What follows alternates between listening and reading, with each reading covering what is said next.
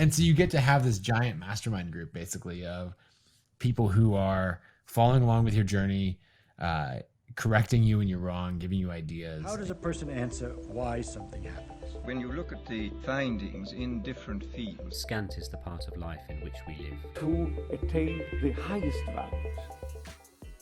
I want to know, to get a bit meta for a second, how did you learn, especially in those early days, some of these ins and outs of online business? Like, what were your sources for that? Like, how were you figuring this stuff out? Yeah, so this goes back to teaching everything you know. I think that experimenting a lot and then leaving these breadcrumbs. The nice thing that happens is, I don't know if you've ever been wrong on the internet before, but people love to tell you. And so when you're like put business strategy out there, you're like, I did this and it did this other thing. People will comment on that and be like, okay, what if you did this other thing instead? Try it. Let me know how it goes. And then you do it and you're like, holy shit, like that worked too. And so you get to have this giant mastermind group basically of people who are following along with your journey, correcting you when you're wrong, giving you ideas, any of that. Whereas if you do that like behind closed doors, just in your home office, it's just you and your ideas, and you get to learn from other people, but it's not the same as them.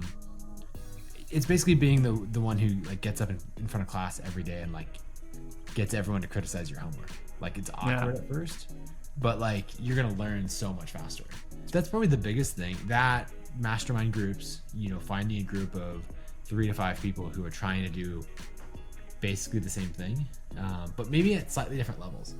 Like you don't want everyone who is like has never done it before, right? You're all figuring it out.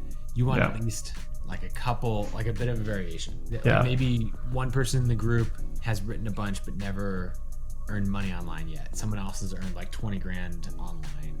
Someone else has earned 50. You know, you've got kind of a range of skills you can learn from each other. And that's really good. Mastermind groups were huge for me. But then I think the last thing is the pace of iteration. Like books typically take a year to write, 2 years. You always hear that thing. I would spend 90 days writing a book. I would write 1,000 words a day for 90 days in a row, and that would be a book and all of my launch content. And so what happens, probably the most prolific time period in my life was mid 2012 to like spring 2013, because in that 9 months I wrote 3 books and started Team Burkett. And so what happens is the pace of iteration and learning is just so high with that constant output.